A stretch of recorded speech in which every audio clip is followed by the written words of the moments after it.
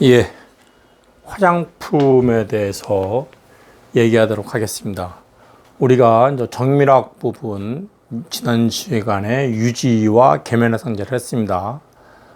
유지와 계면활성제는 어떻게 보면은 정밀학 분야에서 기초 원료가 주로 되는 부분이고, 이제 본격적으로 화장품 산업에서 꽃이라고 얘기할 수 있는 화장품과 의약품이 있습니다. 근데 의약품은 우리가 다루기에는 보다 전문적인 약학대학이 있기 때문에 약학과에서 주로 많이 다루고, 우리 화학공학과에서는 제약회사의 일부 생산 쪽에 관여를 하고 있고, 만약에 자기가 대학원에서 전공을 합성한다면은 갈 수도 있는 거고.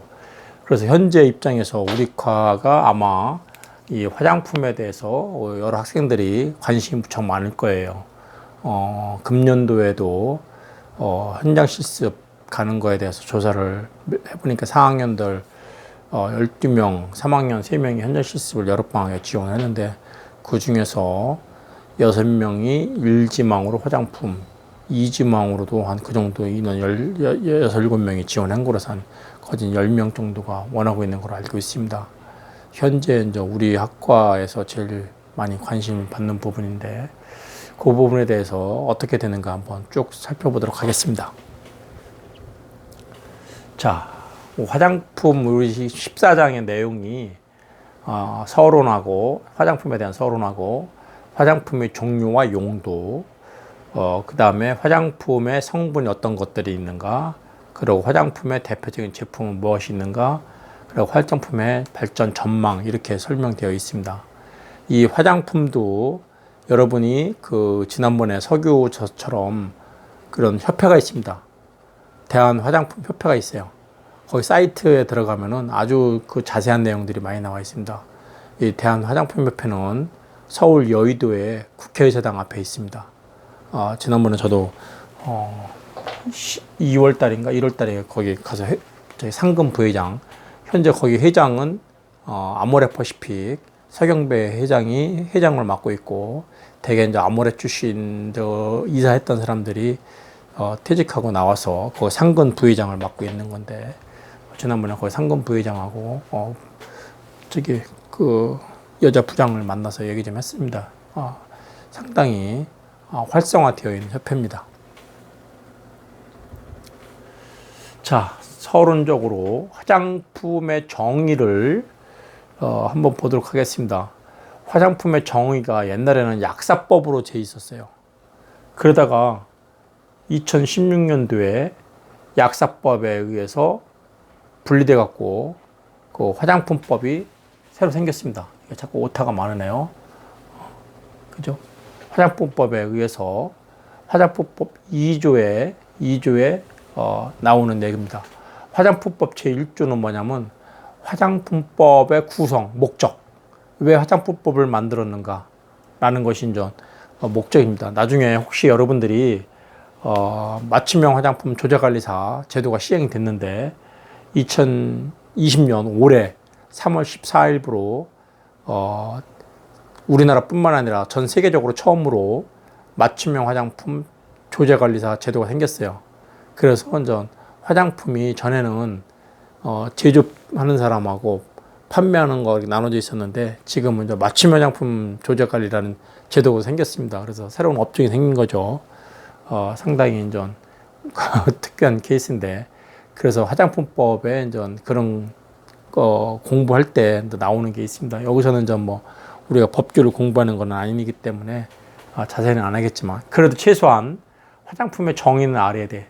화장품의 정의는 화장품법 제2조에 써 있는데, 여러분들이 이것은 최소한도로 화장품을 어차피 우리가 한 차트 일주일밖에 안 되지만, 여러분이 알아야 돼. 정의는 인체를 청결 미화하여 매력을 더하고 용모를 밝게 변화시키거나 피부 모발의 건강을 유지 또는 증진하기 위하여 인체에, 요거 잘 보세요, 바르고 문지르거나 뿌리는 등의 이와 유사한 방법으로 사용하는 물품으로서 인체에 대한 작용이 경미한 것, 이렇게 되어 있습니다. 이게 화장품의 정의예요. 전에보다 상당히 많이 늘었죠. 내용이 많이 늘었습니다. 개정되면서. 그래서 여러분들이 화장품의 정의는 요새 이제 마침 화장품 조정원에서 시험에도 화장품의 정의는 괄호끼리 나온다고 그래서 공부를 합니다. 근데 여긴 전 바르고 문지르거나 뿌리는, 자, 화장품은 바르기도 하죠. 뿌리죠. 미스트 같은 거 뿌리죠. 그리고 문지르기도 하죠. 그죠? 문지르기도 합니다. 그래서 전에는 그냥 아닌 것 같지만 이렇게 어떻게 방법으로 이제 쓰는 방법까지도 이제 구체적으로 이제 명시를 했습니다. 그래서 여러분들이 전에보다는 좀 길어졌어요, 정의가. 다시 한번 인체를 청결미화하여 매력을 더하고 용물을 밝게 변화시키거나 피부 모발의 건강을 유지 또는 증진시키기 위하여 인체에 바르고 문지르거나 뿌리는 등 이와 유사한 방법으로 사용하는 물품으로서 인체의 작용이 경미한 것. 여기 봐보세요. 인체에 대한 작용이 경미한 것. 인체에 대한 작용이 경미하지 않고 심한 거는 뭐야? 의약품이에요. 그거는 상처 치료를 목적으로, 그죠? 질환의 치료를 목적으로 아주 강한 느낌을 주는 것은 의약품이고, 화장품은 경미한 거예요. 그러니까 화장품은 오래 바르는 거기 때문에. 의약품은 뭐야? 아플 때 딱 먹고서 끝나고 마는데, 화장품은 뭐야? 1년 365일 거의 매일 바르잖아요. 나이 요즘에는 초등학생만 되면 화장하기 시작하는데, 응? 옛날에는 고등학교 졸업 맞고서 20살 때부터 화장을 했지만 지금은 10대로 내려갔기 때문에 엄청나게 많은 기간, 만약에 80세를 산다 치면은 거진 70년을 화장하는 그런 여자들도 있을 거 아니에요. 그렇기 때문에 그 작용이 급격하면 안 되죠. 그래서 바른 듯 안 바른 듯 효과가 있어야 되는 그런, 그래서 여기 작용이 경미한 거, 요거의 포인트입니다. 어떻든 간에 2016년도 약사법에서 분리돼 갖고 화장품법이 새로이 만들어졌다는 거. 그래서 여기 이제 의약품과 다른 점. 의약품은 신체의 기능을 신체의 기능 자체를 변화시키나 화장품은 신체의 기능보다 주로 인간의 아름다움을 추구하는데 사용한다. 그러니까 기능에 대해서는 의미 없어요. 그러니까 안 발라도 되는 거예요, 기능적으로는. 대신 아름다움을 추구하는 그런 하나의 방편으로 사용하는 거죠. 물론 안 바르면 얼굴 햇빛 더 타면은 기능적으로 퇴화가 되겠죠. 그런 것까지 얘기하는 것이 아니라 질병의 치료 목적, 아까 얘기한 대로 인체의 작용이 경미한 거. 화장품은 기능을 변화시키는 게 아니라 아름다움을 추구하는 거기 때문에 작용이 경미한 거다. 근데 의약품은 기능 자체를 변화시키는 거예요. 잘못된 것을 고쳐야 되기 때문에 그렇다는 얘기죠. 큰 차이입니다, 그게. 한편 화장품의 기원을 보면은 아주 오랜 옛날부터 있었죠. 고대 종교적, 주술적, 의료적 행위라고 했었죠. 그렇죠? 옛날에는 종교 지도자가 정치인이고 정치 지도자가 치료사였어요. 그렇죠? 그래서 향을 갖고서 치료하는 경우도 많았었죠. 여러분들이 혹시 아로마 테라피 관심 있는 사람 보면은 아로마 테라피, 글자가 더 테라피입니다. 그것처럼 의료 향을 갖고 치료를 했었고, 그거 갖고 또 이렇게 신비감을 줘갖고 종교적인 신비감을 주기도 하고 주술적 의미도 있고요. 그죠? 옛날에는 종교, 주술, 의료에 사용됐던 것인데 그걸 계기로 고대에서 문명의 발달과 함께 시작됐다. 한편 기원전 3000년경에도 이집트에서는 화장품과 연고를 발견했었다. 그래서 여기 향료를 담았던 병을 발견했다. 그런 거로 보아서 향료가 아로마 테라피로 썼으니까, 그죠? 치료 목적도 되는 거고, 이 주술적인 내지 종교적 의미로 해서 신선감을 주고 이런 것들은 화장의 효과이기도 하죠. 실은 뭐 클레오파트라가 그 로마 시대를 걸쳐서 발전되어 왔다. 즉 클레오파트라가 뭐야? 로마군이 이집트를 딱 쳐들어오면은 클레오파트라가 미인계로서 다 대처한 거 아니야. 얼마나 미인이었는지 모르지만 그 책에는 그렇게 미인은 아닌데 어떻든 간에 13세기에 13세기 말에 파리와 로마에서는 화장을 경멸하는 그런 인식이 생겨난 적도 있었다. 화장하는 거에 대해서 경멸감을 갖고 있었고요. 그래서 화장과 의학이 분리되고 화장과 화장품이 별도의 영역으로 발전하는 그런 계기가 되기도 했다 하는 얘기고, 옛날의 화장품은 오늘날처럼 안전하지 않은 것들이 많았다. 여러분들이 이제 잘 알고 있는 것들 있죠. 뭐 수은 중독되는 거, 그죠? 이거 보시는 것처럼 18세기 유럽 여성들이 그 피부를 희게 하기 위해서 발랐던 납성분, 그죠? 이것들은 독성이 있어갖고 중독됐었죠. 납중독이 됐었죠. 그죠? 여러분들이 이거 뜬다 그래야지. 허옇게 뜬 것이 이제 납성분 때문에 그런데, 어떻든 간에 여러분들은 잘못 알고서 발랐던 거지. 그죠? 그러니까 오래 바르다 보니까 그것이 결국에 납중독이 돼버리는 그런 현상을 갖고 왔죠. 어떻든 간에 화장품이 본격적으로 발전한 것은 19세기 후반부터다. 즉, 과학적인 체계를 가지고 발전하기 시작한 것은 시작하기 시작한 것이 얼마 안 된 거예요. 20세기에 들어와서 그런 것이 이제 기업적 관점으로 생산되고, 그러니까 화장품을 제대로 만든 거는 이제 100년밖에 안 되는 거죠.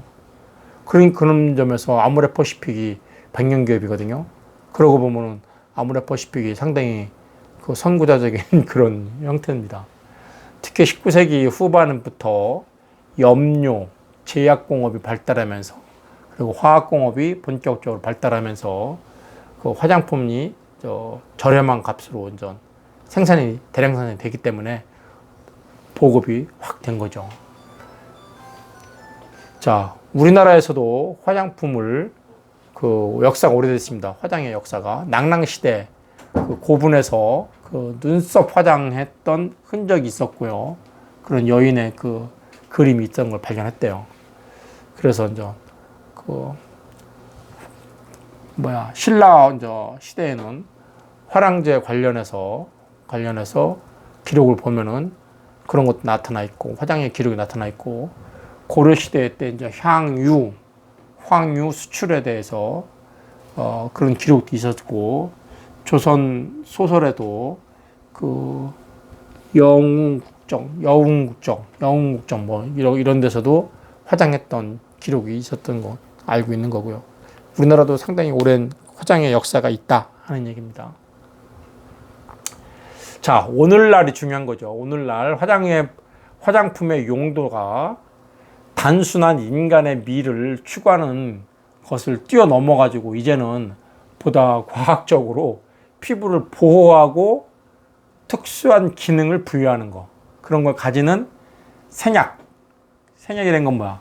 천연으로 산출되는 그런 자연을 그대로, 또는 말리든가 혹은 썰거나 가루를 만들어 갖고서 만드는 정도의 간단한 가공을 해서 의약품으로 사용되는 것이, 의약품의 원료로 사용되는 것이 바로 생약인데, 그런 생약 성분을 이용해 가지고 다양한 화장품을 만들었어요. 이 생약 성분을 이용한 화장품의 대표적인 것이 뭐야? 우리나라의 이 설화수죠. 설화수. 그죠? 우리나라 아모레퍼시픽의 최고가인 설화수 세트. 그죠? 생약을 이용한 화장품으로서 세계적으로도 알려져 있는 거죠. 그래서 중국 사람들이 설화수 그러면 뿅 간다는 얘기를 하잖아요. 한편 매화의 항산화 에너지에 그 저기 뭐야 바라오방 종실과 바라오방 종실 그거와 그 설화 유백단을 성분을 갖다가 담아서 만든 그래서 외부 유해 요인을 그 피부 노화를 차단하고 그거 하고 그래서 지금은 상당히 피부를 케어를 잘해서 탄력을 주는 성분이 있는 그런 화장품으로 브랜딩을 했죠. 브래밍 포지션을 잡았죠. 어떻든 간에 우리나라 화장품 수준이 무지 많이 높아 있다는 얘기를 하고 싶은 겁니다. 그래서 두 번째는 화장품의 종류와 용도가 무척 다양한데 우리가 이 화장품을 지금 화장품 학과도 우리 홍성에서도 있었지만 화장품 학과도 있는데 여러분은 지금 이 유기공업학 책의 한 차트로 그냥 한 1시간 또한 2시간 정도 하는 거로 끝낼 수밖에 없는 그런 아쉬움이 있어요. 물론 이 화장품에 대한 백그라운드는 다 화학이고 생물이고 생화학이고 그러지만 그리고 화학공학의 공정을 통해서 만드는 거지만 조금은 아쉬운 점이 있습니다. 자, 어떻든 화장품의 종류는 피부 세정 화장품, 세정용 화장품, 그리고 기초 화장품, 마무리 화장품, 그 다음에 이제 남성용 화장품, 두발 화장품, 그 다음에 이제 방향성 화장품 등등으로 이제 나뉘어질 수 있다 하는 얘기죠. 자, 용도를 보면은 피부 세정 화장품은 글자 그대로 피부에 이제 노폐물을 제거해주고 그래서 청결히 해주는 그런 피부 본래의 기능을 되살려주는 그런 피부 본래의 기능을 유지시켜주는 그런 용도로 쓰는 피부 세정 화장품이다 하는 얘기고 기초 화장품은 뭐야? 피부에 이제 유연하고 그 탄력이 있게 해주는 그래서 외부 자극으로부터 피부를 보호해주는 그런 역할을 하는 것이 기초 화장품이죠. 그런 기초품의 용도가 있고 또한 그 마무리 화장품이라고 하는데 색조 화장품이라고 얘기할 수도 있고요. 그 우리나라는 이제 기초나 색조 이렇게 나누죠. 마무리보다는 기초 화장품 아까 얘기한 대로 이제 크림, 로션 이런 것들이고 색조 화장품은 글자 그대로 이제 마무리 하는 것들로 여기서 이제 마무리 화장품이라는 것은 기초 화장품으로 이제 피부의 손질이 끝난 다음에 외모를 아름답게 꾸며주는 보이도록 하기 위해서 꾸미기 위한 제품. 그래서 이제 보통 색조 화장품이 이제 대부분이죠. 그래서 메이크업 화장품을 색조 화장품이라고 표시할 수도 있고 그런 것들이 있다. 그래서 첫 번째가 얼굴의 피부 색을 건강하게 하고 아름답게 보이게 하기 위해서 기미 주근깨 잡티를 이제 마스킹하는 그런 감추는 그런 역할을 하는 얼굴 피부색 화장품도 있고요. 또한 입술이나 눈, 볼, 손톱 등의 이제 국부적으로 사용하는 거죠. 립스틱은 입에다만 사용할 수 있는 거고, 눈 화장품은 눈가에만 쓸 수 있는 거고, 볼은 볼 쪽에만 쓸 수 있는. 그런 매니큐어는 손톱 네일 쪽에만 쓰는 거 이렇게 어느 그 조그만 인체에서도 특수 부위에만 쓸 수 있는 것이 바로 이제 있습니다. 그래서 여기 아까 얘기한 대로 이런 부분에 대해서 국부적으로 사용함으로써 혈색을 돋보이게 해주고 그 입체감을 살려주는 게 더 아름답게 보여주는 그런 화장품이 이제 마무리 화장품이 되는 거고요. 남성용 화장품은 글자 그대로 면도를 잘하게 해주는 쉐이빙 로션이라든지 아니면 폼이라든지 전 폼을 쓰는데 어떻든 간에 면도 후에 바르는 그런 그 청량감을 주는 스킨도 있고요. 남성용 화장품도 한 섹션이 됩니다. 그래서 이렇게 다양하게 이제 표로 나와 있습니다. 우리 책 교재 이게 14-1입니다. 이게 책이 이제 우리 책이 이제 재판 되면서 중간에 반도체라는 섹션이 한 섹션 저기 11장 들어가는 바람에 옛날 13장 14장은 늘어났습니다. 내용은 똑같으니까 여러분이 한번 봐보세요. 피부 세정용 화장품 뭐가 있는가? 아까 피부 세정용은 뭐 있어? 비누, 화장수 이런 것들 있죠. 여러분들이 비누는 뭐고 여드름 비누 이런 비누의 종류도 당연히 다양합니다. 화장수는 세정용이 있고 수럼용이 있고 유연용이 있어요. 그죠? 이렇게 다양한 종류들이 있다는 거. 실은 여기 별거 아닌 것 같지만 만약에 여드름 비누를 하면 피부 세정용이냐 이렇게 물을 경우에 여러분이 착각할 수도 있습니다. 다음에 기초 화장품에는 저희 크림류하고 유행류, 로션류가 있다는 얘기죠. 그래서 크림류에는 뭐 상당히 무슨 크림 쭉 써 있어요. 마사지 크림, 뭐 나이트 크림, 뭐 무슨 크림 써 있고, 유액도 밀크 로션, 스킨 로션, 바디 로션, 뭐 보습 센서, 뭐 등등등등등 종류가 있습니다. 실은 이 표 14-1 내용을 여러분들이 분간을 할 수 있어야 합니다.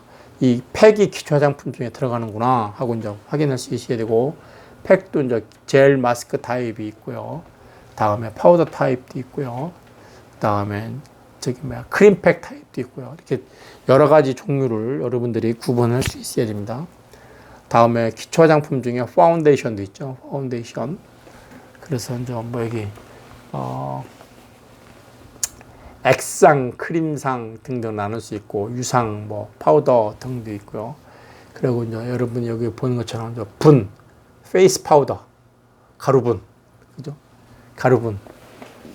옛날에 이제 가루분을 잘못 바르면 이제 이렇게 떠버리는데, 한편 그거와 함께 이제 마무리 화장품이 있죠. 마무리 화장품, 립스틱, 입술 저쪽에 해주는 거, 그 다음에 연지, 볼 터치할 수 있는 것도 있고요. 크림도 있고, 그리고 이제 손톱 화장품도 있습니다. 네일 메이크, 소위 말 메이크요, 그죠? 네일 컬러 리무버도 있고요. 종류가 무척 다양합니다. 한편 눈썹 화장품도 아이라이너, 아니면 마스카라, 그 다음에 뭐 여기 아이섀도우, 여러분들이 많이 쓰는 거죠. 눈반도 벌써 몇 개예요. 한편 남성용 화장품은 면도 관련해서 화장품이 쉐이브 로션도 있고요. 쉐이브 스킨도 있고요. 여러 가지 종류가 있습니다. 그 다음에 이제 샴푸. 이것은 이제 두발용 샴푸 화장품이라든가 아니면 파마용 양품도 있습니다. 자, 이거 말고도 이렇게 여기 오른쪽에서도 피부 색조 화장품이 있죠. 색조 화장품. 종류가 다양합니다. 다음에 마무리 화장품도 있고요. 뭐 립스틱, 아까 이거 똑같은 거니까. 하여간 여러분들이 표를 보면서 그 화장품의 종류가 어떻게 많고 그 용도별 종류를 많이 있다는 것을 친숙해 놔야 돼요. 친숙하게. 자, 그래서 화장품의 이제 성분을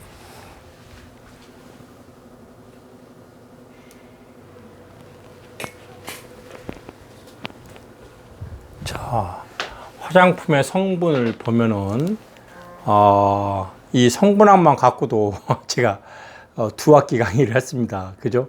저는 우리가 화장품과학 했을 때는 화장품의 성분학만 이제 2학기를 강의한 정도로, 지금도 그 산업대학의 학생들은 기능성 향장 소재라고 해갖고 화장품 성분학 책으로 1학기 강의를 합니다. 물론 다른 진도를 못 나갈 정도인데, 우리는 여기서 좀 뭐 간단하게 한 번씩 언급이 되어 있으니까 일단은 교재 위주로 정리를 하겠습니다. 화장품을 여러분들이 이제 이렇게 새로운 화장품을 보면은 겉 포장 용기에 전성분 표시가 되어 있습니다. 우리나라도 옛날에는 안 했지만 몇 년 전부터 화장품에 전성분 표시라는 것이 있어갖고 화장품에 들어있는 모든 성분을 들어간 양의 순서로 제일 많이 들어간 것부터 적게끔 되어 있어요. 그러다 보니까 제일 1번이 보통 정제수예요. 정제수가 제일 많이 들어가죠. 비율이 제일 많이 차지해요. 우리가 뭐라 그랬습니까? 화장품을 크게 그냥 간단히 얘기한다면 물하고 기름하고 섞어 놓는 거예요. 그게 화장품이에요. 피부의 보습이 제일 중요합니다. 화장품의 가장 큰 목적이 피부의 기능적인 측면에서는 저는 보습이라고 판단해요. 보습이 돼야지만이 수분이 안 날아가고 보습을 잘 해야지만이 피부가 탄력도 있고 그 주름도 안 생기고 노화도 방지되는 거예요. 여러분 생각해 보세요. 이렇게 과일도 이렇게 가만히 물기를 머금고 있을 때하고 말랐을 때, 말르면 어떻게 돼? 수분이 달아나면서 겉이 쭈글쭈글해지죠. 색깔도 변해버리죠. 그래서 수분이 날아가서 그런 거예요. 그러니까 우리들 인체에도 우리 인간도 뭐 우리 인체의 몇 프로가 물일 수분이라고 하는데 그 물이 날아가면은 여러분이 탈수가 되면 어떻게 돼요? 사람이 진이 빠지고 아무것도 못하고 살갗도 쭈글쭈글쭈글해지는 것처럼 보습이 저는 화장품의 기능의 제1로 보고 있습니다. 그래서 저는 지금까지 이 화장품에 관련된, 특히 화장품 소재에 관련된 특허를 한 10대 건 갖고 있는데, 물론 그 중에 엊그제 그 두 건이 또 이제 이렇게 서울 구로에 있는 기업에서 이제 사갔죠. 자기들이 와서 우리 학교 특허 검색을 해서 보더니만 제가 이제 아산 지역 온천수를 이용한 화장품 소재, 온천수 화장품 그거하고 천연 발효 화장품 소재 이런 특허를 갖는 걸 보더니만 사갔죠. 학교에서. 어떻든 간에 첫 번째가 이제 물인데, 정제수인데, 주로 이제 용매 성분으로 또는 어떤 에멀전의 그 분산매로서 사용된다. 여기서 분산매라는 것은 기본 베이스에 나중에 어떤 물질이 와서 분산되는 것을 에멀전 상태니까 더 많은 물질이 이제 분산매라고 표시합니다. 그래서 그런 용도로 물이 사용된다 하는 얘기죠. 그래서 화장수나 크림이나 이제 유액 로션이죠, 로션. 이것도 물을 많이 함유한 그런 기초 화장품에 주로 이제 많이 사용된다 하는 얘기죠. 그래서 액체 또는 에멀전형의 다른 종류의 화장품에서도 사용이 된다. 물론 이제 뭐 립스틱 등에서도 조금 사용되지 않는 경우도 있습니다. 립스틱 같은 경우 안 되고 색조 화장품도 뭐 물 사용 안 하겠죠, 그렇죠? 그렇지만 우리가 이제 기초 화장품이라는 크림, 로션, 특히 스킨 이런 쪽에는 물이 사용이 많죠. 한편 화장품에 물을 사용할 때 우리가 미생물과 미량 원소 제거가 필요한 정제수가 되어야 한다. 자, 미생물이 존재하면 뭐가 돼? 부패가 돼요. 그래서 나중에 화장품에 방부제를 넣는 거는 혹시나 모를 미생물이 떠돌아다니는 것을 방지하기 위해서 방부제를 전부 넣는 거고, 그 다음에 이제 여기 이제 미량 원소라는 얘기는 미량 금속 원소가 만약에 물에서 센 물이다. 센 물, 마그네슘이나 칼슘 이런 게 들어있는 물이다. 그럼 뭐 어떻게 돼? 그런 것들이 우리가 이제 화장품 원료 중에 지방산을 집어넣는데 지방산하고 이런 미량 원소들이 염을 만들죠. 염을. 그래서 뭐 이렇게 나중에 염이 되니까 뭐가 돼? 염으로 석출이 되기도 하고 이런 걸 방지하기 위해서 우리는 금속이온 봉지를 넣기도 합니다. 어떻든 간에 우리는 미생물이나 미량 원소를 없애기 위해서 정제수를 사용한다. 없앤 정제수를 사용한다. 이 얘기죠. 그래서 물이 정제하는 방법은 증류법, 여과법, 이온교환법 등등을 쓴다. 증류법은 뭐야? 여러분들이 끄적가 들어오면 물을 끓여갖고서 얼러온 증기만을, 수증기만을 모아서 냉각시키면은 증류수가 되는 거잖아요. 그죠? 거기에는 이제 금속은 못 따라 나오는 거고. 혹은 요즘에는 이제 필터가 많이 개발되어 있으니까 필터. 그냥 필터 아니면 뭐 요즘에 필터의 종류도 엄청나게 많습니다. 또 뭐 여과도 필터하는 거고, 이온교환법. 이온교환 수지에다 걸르면은 양이온 잡을 수 있고 음이온 잡을 수 있고 다 잡을 수 있죠. 그죠? 그래서 이것만도 제가 일주일을 한 3시간을 설명할 수 있는 그런 PPT 자료는 있습니다만 여기서는 너무 안 하고 갑니다. 두 번째, 그 액체 성분 중에서 알코올류가 엄청나게 많이 쓰이죠. 그죠? 알코올이라는 건 뭐야? 수산기, OH기를 달고 있는 화합물이 알코올이다 하는 얘기고, 화장품에서 주로 용매로서 사용되거나 아니면 흡습제 혹은 보습제 등으로 사용된다. 흡습은 뭐야? 물기를 머금고 있는 거고, 보습은 물기를 보호하는 거예요. 그래서 여러분들 뭐 칼슘 클로라이드 같은 경우 겨울철에 우리 도로에다 뿌리잖아요. 눈 올 때. 그것이 흡습성이 있어갖고 칼슘 클로라이드가 주변의 물을 빼와. 그러기 때문에 눈이 녹는 것처럼 그런 역할을 하는 거죠. 어떻든 간에 에탄올은 석유화공업에서 에틸렌을 수화시켜갖고 우리가 제조한다. 에틸렌에다가 물 첨가시켜서 에탄올을 만든다 하는 얘기입니다. 그래서 에탄올은 유기용매로서 그 물에 녹지 않는 성분이다.